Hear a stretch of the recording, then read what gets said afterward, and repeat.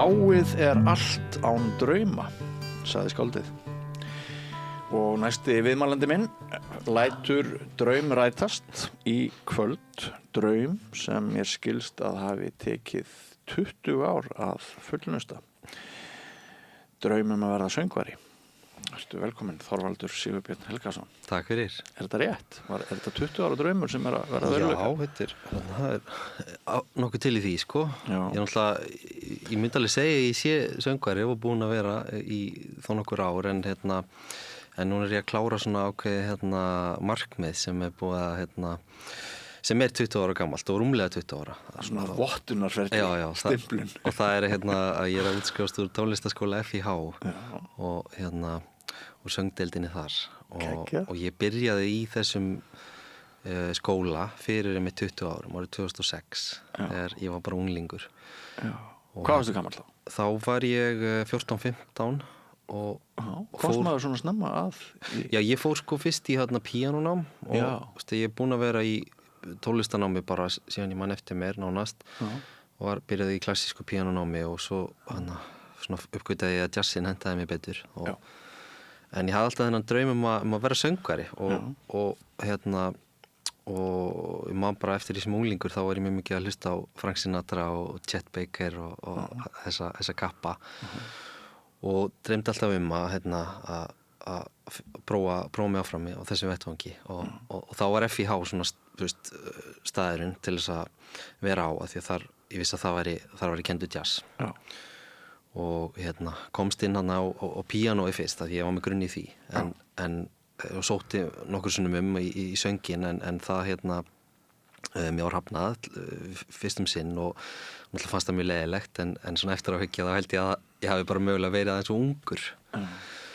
og svo hætti ég í píanónáminu og fer í söngnámi í söngskólanum í Reykjavík og svo svona er þar svona 18 til kringum 18 ára aldur en svo tek ég mér bara langa pásu í tónlistinni og er bara í háskólanámi og að vinna og er rauninni ekkert í tónlist í svona tæp 10 ár þar til að ég byrja aftur núna 2021 árið sem ég var 30 og þá ákvað ég bara ég man ekkert rauninni hvernig ég tók þessa ákvörðun þetta var svona eitthvað sem að farið á innsæðinu svolítið og ég ég held ég sé alveg með sterkt innsæði en ég fylgi því ekkert alltaf því að ég er svolítið ofugsari en þarna svona bara fylgdi ég því og ég man rauninni ekkert eftir í að hafa tekið ákvörðun en ég sótti sérst aftur í söngdeildina í FIH og komst inn og núna er ég 5 árum seinna að klára þetta nám. Þetta er svo falleg og skemmtileg saga og maður ég hef skilning á því að þú hafir svona ekki gengið endilega stystu og greiðustu götuna hvað varðar listina því að þér er svo margt gefið. Þú ert rithöfundur. Hvað hefur verið að skrifa helst? Ég hef alveg verið að skrifa ljóð og náttúrulega og svo var ég nokkur ár í blaðamennsku. Já, og þar kynntust við þeim á Fréttablaðinu og svona hef haldið því áfram svona með greinaskrifum og því líku og gagnrýni en svona ég myndi segja í grunninn að ég væri ljóðskáld og svona amatör tónlistarmaður. Það hefur alltaf fylgt mér líka. Já, og svo hefur verið að vinna við hvað undanfarið? Ég hef verið að vinna í Listaháskólanum, ég er verkefnastjóri í Listaháskólanum í sviðslistum og myndlist og akademísku verkefnastjóri og hef svona lungan af minni starfsævi unnið við eitthvað tengt menningu. Þú varst menningarblaðamaður. Já, menningarblaðamaður Fréttablaðinu og ritstýrði menningarhlutanum skrifaði eina frétt sem gerði allt vitlaust. Nú, hvað frétt það? Já, það var meintur stuldur seðlabankastjóra. Já, það, einmitt. Ertu búin að gleyma því? Nei, það voru svona nokkra sem vekti eitthvað svona umtali. Ég verð ekki alveg viss hvað ég var að tala um. Ég verð að tala um aðalhasarinn, þetta var stærsti hasarinn. Já, það er náttúrulega viðandi núna þegar verið að hækka stýrivexti enn eitt skipti. Sem sagt Jón Ásgeir, nei, hann heitir það ekkert, heitir hann það? Nei, Ásgeir Ásgeir Jónsson, ætlaði ég að segja. Ásgeir var vændur ritstuld já. Og þá skipuði eða það var einhver nefnd í háskólanum sem átti að taka það fyrir og eitthvað fleira og þetta var eitthvað voða heitt kartaflan. Já. Svo held ég þessi mál, þetta var svona hluti af þessu stærra ritstuldar ásökunum gagnvart honum út af þessari bók. Þetta var svona fylgifiskur þess þótt það væri ekki, það var annað mál, það tengdist einhverju ritgerð. Þannig að það hefur svona verið ýmislegt á staðið gustur þennan mann í þó nokkur ár í ýmsum sviðum.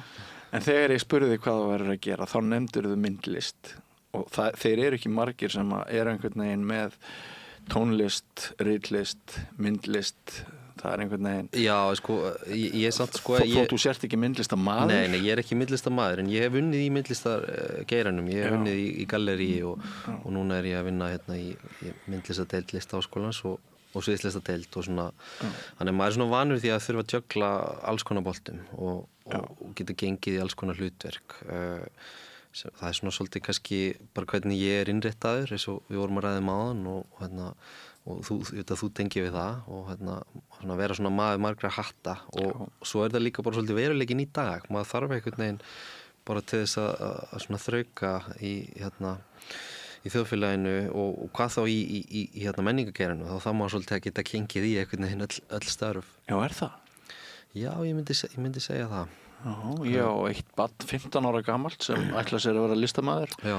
Ætti ég að fóstra þetta viðhorf hjá viðkomandi? Ég myndi segja nei, af því að þetta ef hún er bara sátt bara með passjónu fyrir tónlist og það er bara hennar og ký, þá hún auðvitað bara leggja áherslu á það en þetta hitt er svona hjá mér er það meira bara svona Komstin að komast af? Já, það er það, en líka bara því ég hef alltaf haft áhuga á svo mörgu. Ég hef aldrei bara haft áhuga á tónlist eða bara haft áhuga á bókmenntum. Það hefur alltaf verið svona sitt á hvað og með ýmislegt blandað sama við. Já. En er þetta það sem þér finnst skemmtilegast að gera, að standa á sviði og syngja? Sko, ég myndi segja að eitt af því sem ég finnst mest gefandi í lífinu er að syngja og sérstaklega að syngja með öðrum.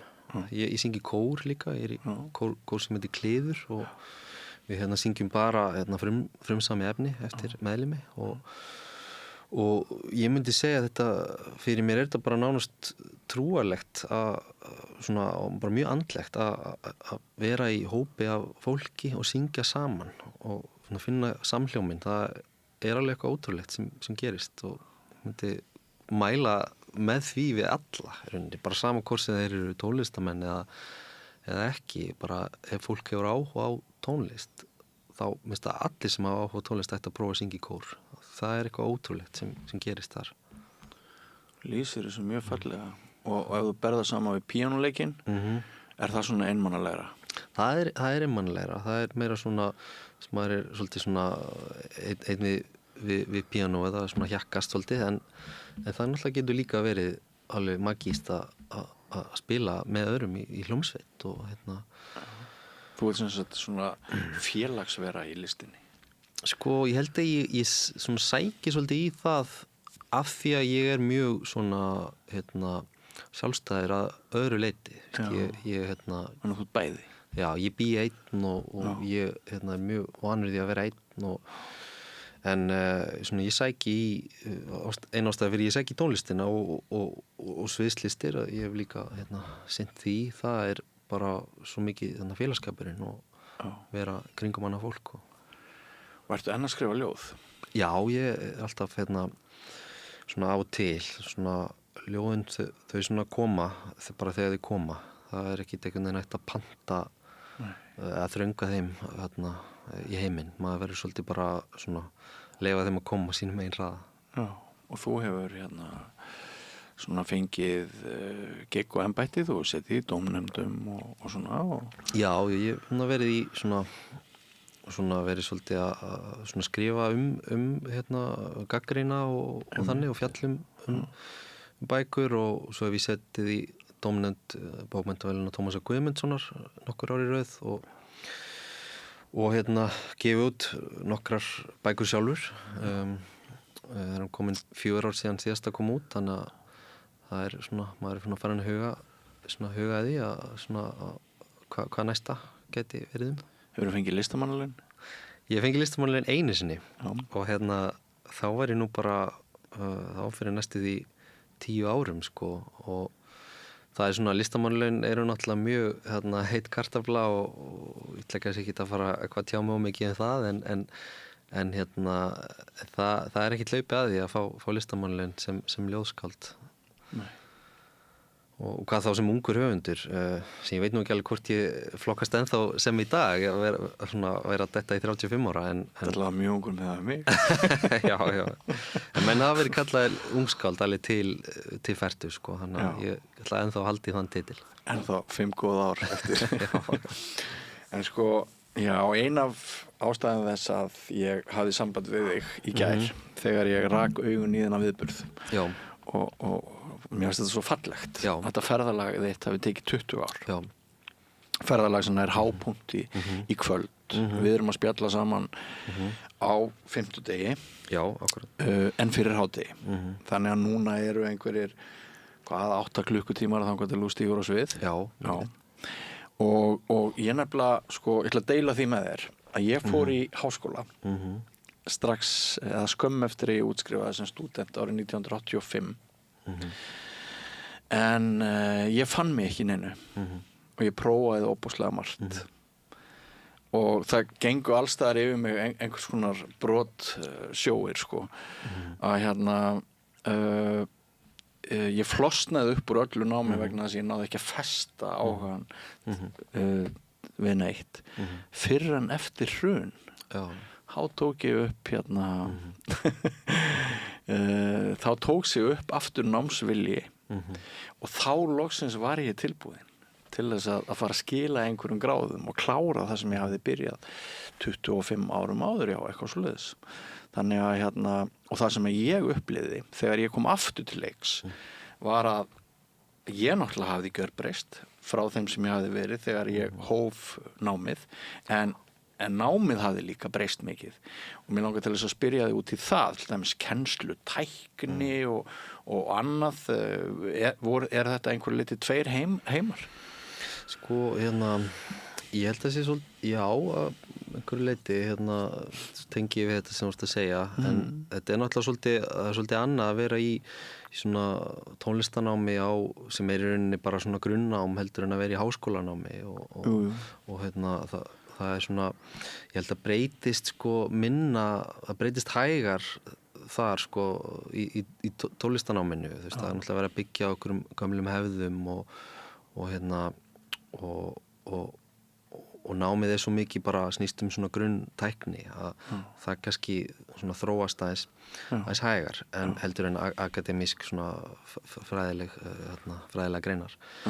En ég fann svo mikið bara svona sem ég fann kannski mesta mun á bara á sjálfum mér, sko. Ég var bara, þú veist, þarna var ég bara tilbúin til þess að sinna þessu og ég var alltaf sem krakki hafði mjög mikið áhuga á tónlistinni, hafði mjög litla þolinmæði fyrir öllu svona tæknilegu sem var eitthvað svona tengdist hljómfræði og tónfræði og svoleiðis og bara svona tækni að spila. Það lauskakar því sem ekki kom strax til því? Já.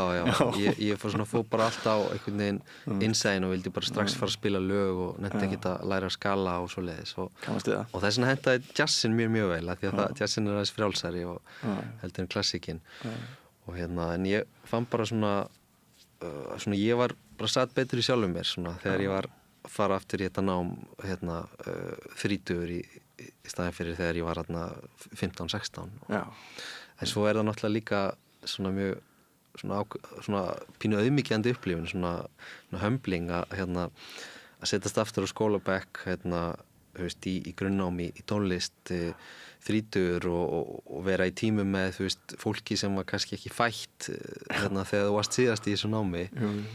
Og svona ég manni svona í svona sveifnast í kveljur þegar ég fór í fyrsta tíma í tónfræði og kennari las upp nöfnin og kennitölur á einhverjum ástæðum og ég heyrði svona eitthvað, þú veist, 07 og svona svona ég var síðast og þá hefði ég síðast setið þennan tíma sko bara 2007 en svo það líka bara mjög fallegt að svona vera því það allir þarna bara á sínum megin forsendum og sínum megin hraða og bara mjög gaman að kynnast alls konar ungu fólki sem sem kannski bara miklu hæfileikaríkari tónlistarmenn heldur en ég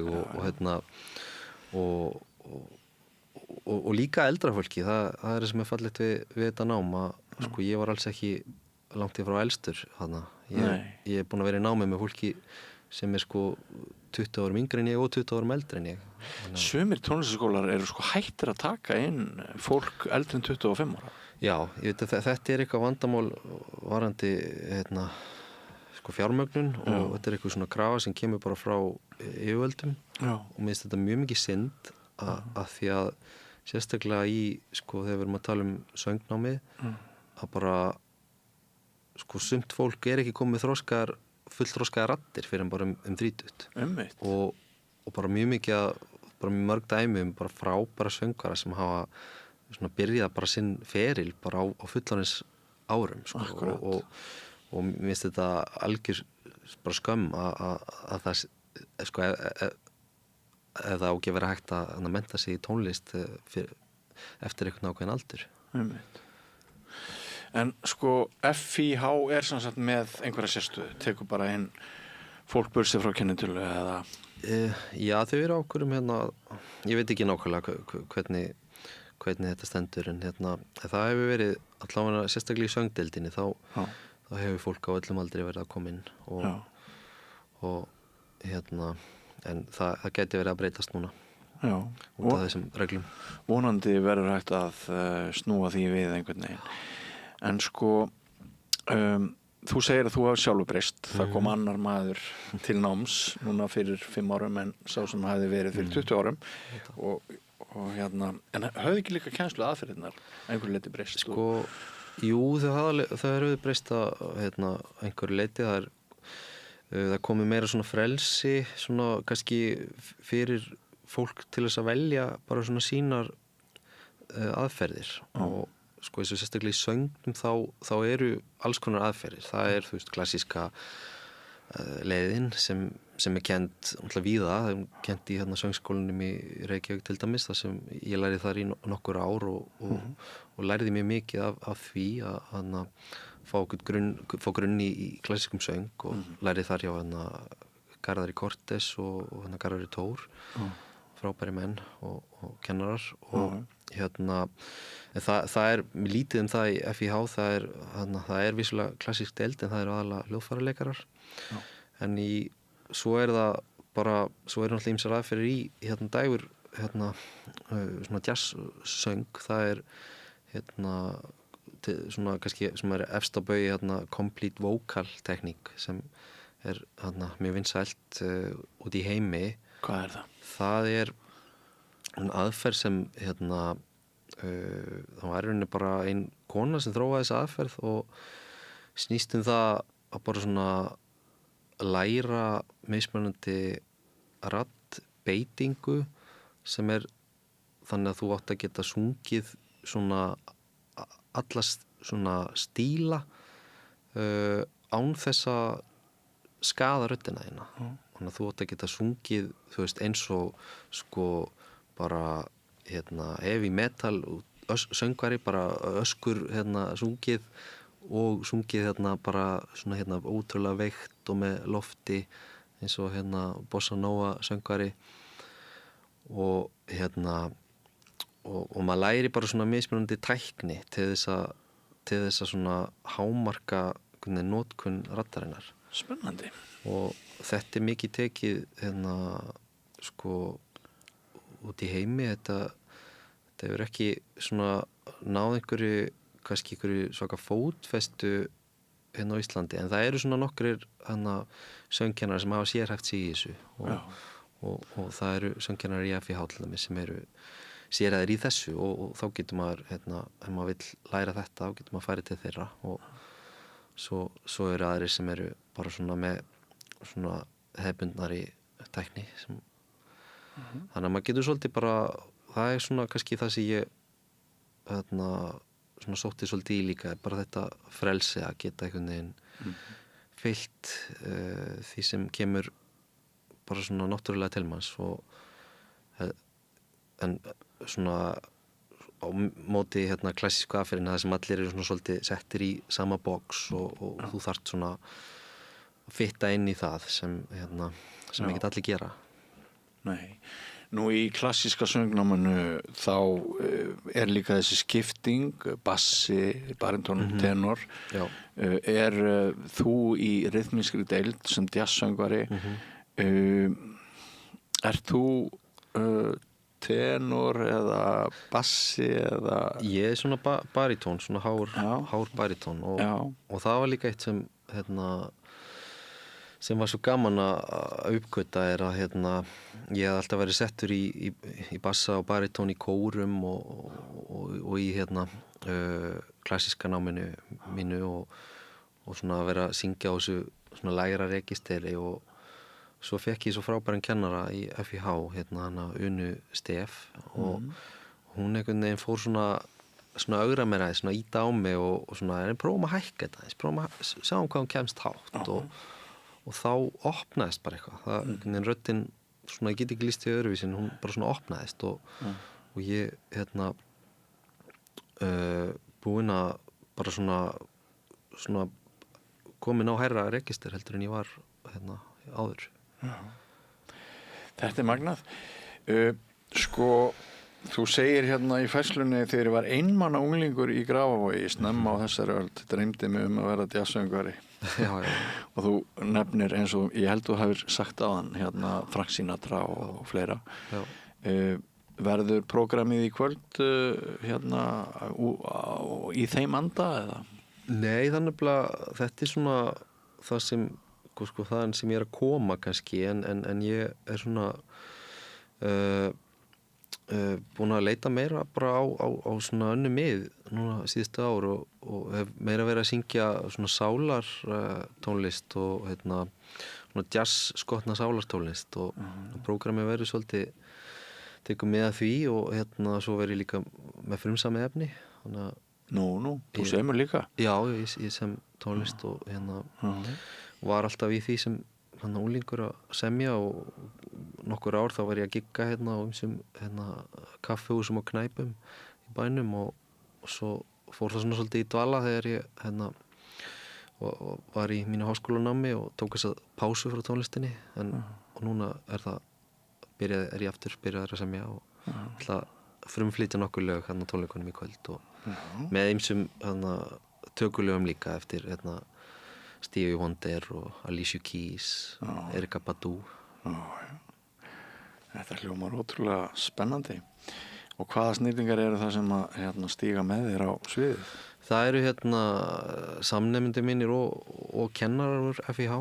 Það eru Aðalheiður Þorsteinsdóttir á píanó sem mjög þrautreyndur píanóleikari og Akureyringur eða ekki?